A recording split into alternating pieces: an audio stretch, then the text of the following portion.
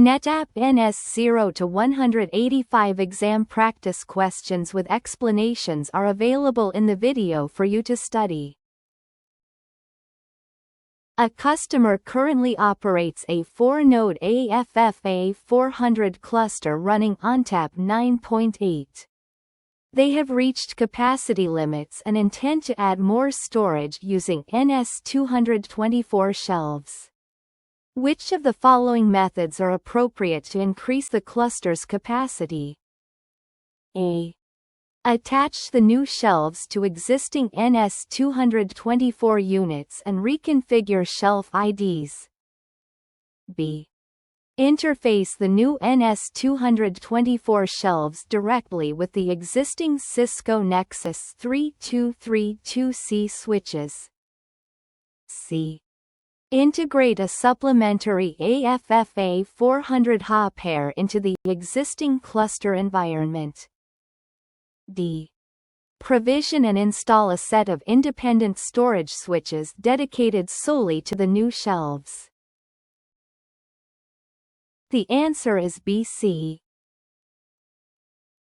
To successfully expand the capacity of an AFFA 400 cluster, administrators must follow supported cabling and scaling paths.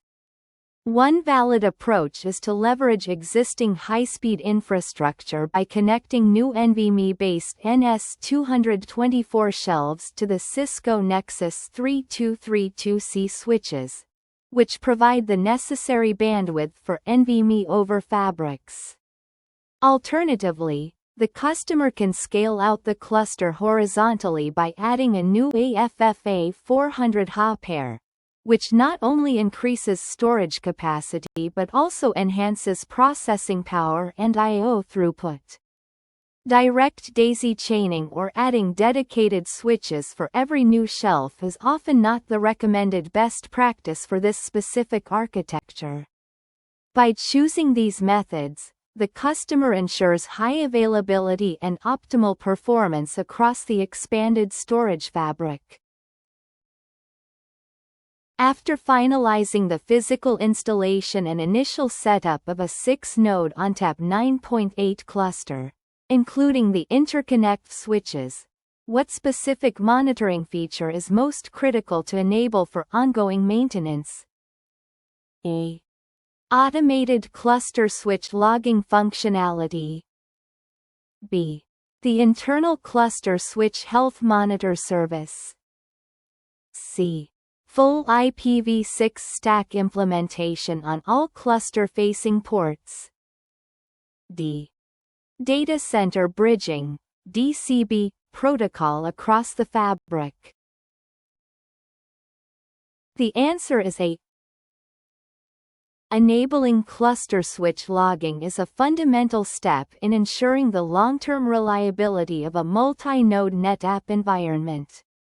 This feature allows the system to capture detailed event data and errors occurring at the switch level, which is vital for troubleshooting connectivity issues. Without active logging, administrators may find it difficult to diagnose intermittent packet loss or synchronization errors between nodes. Furthermore, this data provides a historical record that can be used to identify patterns in hardware performance or environmental stressors. Integrating this into the standard post-installation workflow aligns with NetApp's best practices for robust cluster management. A storage engineer is deploying an AFFA A700 system and needs to confirm if the current host operating system, specifically Windows Server 2016, is fully supported with ONTAP 9.8. Which NetApp resource provides the definitive verification for this interoperability? A. ONTAP System Manager Dashboard. B. Active IQ Unified Manager Reports. C. Active IQ 1 Collect Data Aggregator. D. NetApp Interoperability Matrix Tool, IMT. The answer is D. The Interoperability Matrix tool, commonly known as IMT, is the primary authority for verifying the compatibility of NetApp products with third-party components. It provides detailed information regarding supported versions of host operating systems, HBAs, switches, and software plugins. In this scenario, the engineer must input the specific versions of Windows Server and ONTAP to check for any known issues or required patches. Relying on the IMT ensures that the deployment remains within the bounds of supported configurations, which is essential for maintaining valid service contracts. Using other management tools might provide general information, but they lack the exhaustive cross-referencing capabilities of the IMT. Within the ONTAP network architecture, which type of logical interface, leaf, is characterized by having a static, non-modifiable firewall policy, a. Standard data LIFs, b. Cluster management LIFs, c. Dedicated cluster LIFs, d. Intercluster communication LIFs. The answer is C. Cluster LIFs are designed exclusively for internal communication between nodes within a single cluster and require high levels of security and predictability. Because this traffic is critical for cluster heartbeats and data replication, ONTAP enforces a fixed firewall policy to prevent accidental configuration changes that could disrupt node connectivity. This rigid policy ensures that the internal cluster traffic is never blocked by manual administrative errors. Other leaf types, such as those used for management or data access, allow for more flexible firewall adjustments to meet specific organizational security requirements. Understanding this distinction is vital for administrators tasked with securing a storage network without compromising internal cluster operations. An administrator wants to integrate a DS224C shelf equipped with 3.8 TB NetApp storage encryption (NSE) SSDs into an existing AFF A300 system that currently uses non-encrypted SSDs in a single stack. What is the recommended procedure for adding this shelf? A. Directly incorporate the new NSE shelf into the existing physical stack. B. Establish a secondary, independent stack on the HA pair for the new shelf. C. Relocate the shelf to a different HA pair that is already utilizing NSE drives. D. Activate the NSE license first and then configure the shelf as a new stack. The answer is A. NetApp ONTAP allows for the mixing of encrypted and non-encrypted disks within the same physical stack under specific circumstances. In this scenario, adding the DS224C shelf to the existing stack is the most efficient method for expanding capacity without requiring additional cabling or hardware overhead. While the drives themselves are encrypted at the hardware level, the management of the data remains consistent with the rest of the cluster's storage. It is important to note that while the drives are compatible on the same stack, data encryption at rest would only apply to the volumes residing on the new NSE-capable disks. This approach maximizes existing hardware utilization while providing a path toward enhanced data security. When preparing to physically mount an AFF A400 system into a client's server rack, which set of tools and equipment is considered essential for a successful installation? A. Spare network cables, a Phillips No. 2 screwdriver, and a technician's laptop. B. A specialized slide rail kit, cable management arms, and a labeling machine. C. An ESD wrist strap, a multimeter, and a console to USB adapter. D. Power distribution units, a hydraulic lift, and a torque wrench. The answer is A. A standard professional installation of NetApp hardware requires a baseline of tools to ensure connectivity and physical security. A Phillips No. 2 screwdriver is necessary for securing the chassis and components into the rack rails provided with the system. Additional network cables are often required to meet the specific topology needs of the customer's data center that may not be covered by the included standard cables. Finally, a laptop is indispensable for accessing the console or web interface to perform the initial cluster setup and validation. Having these three items on hand allows the engineer to handle most physical installation challenges and begin the software configuration immediately. A 2-node FAS8300 cluster is being configured to provide SMB services. To optimize both throughput and fault tolerance using interface groups, which two design principles should be implemented? A.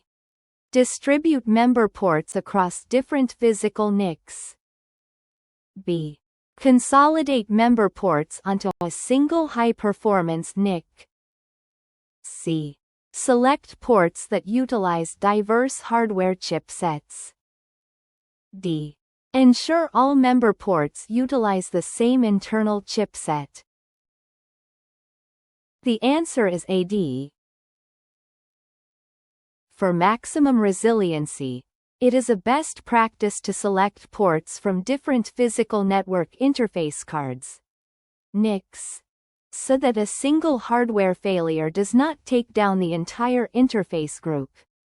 This distribution ensures that the cluster remains accessible even if one adapter card fails or loses power. Simultaneously, for optimal performance and driver stability, it is recommended that the ports within the group utilize the same chipset. Using identical chipsets prevents discrepancies in how packets are handled, which can reduce latency and jitter in high-demand SMB environments. Following these guidelines creates a balanced network architecture that prioritizes both uptime and consistent data delivery. When establishing a cluster-peer relationship to enable cross-site replication, what are the fundamental requirements for the intercluster logical interfaces, LIFs? A. All peering LIFs must be configured with a jumbo frame MTU of 9,000 bytes. B. The interfaces must strictly adhere to the default intercluster service policy. C. Each node in both clusters must have at least one intercluster leaf assigned. D. Peering LIFs must reside in a completely isolated IP space and broadcast domain. The answer is BC. Cluster peering requires a standardized network configuration to ensure that nodes from different clusters can communicate securely and reliably.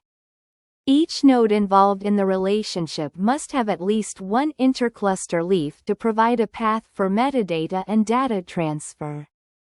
These LIFs must be associated with the intercluster service policy, which defines the specific protocols and traffic types allowed for peering operations. While jumbo frames can improve performance, they are not a strict requirement for the relationship to function. By maintaining these standards, ONTAP can efficiently manage snap mirror and snap vault operations across the peered infrastructure.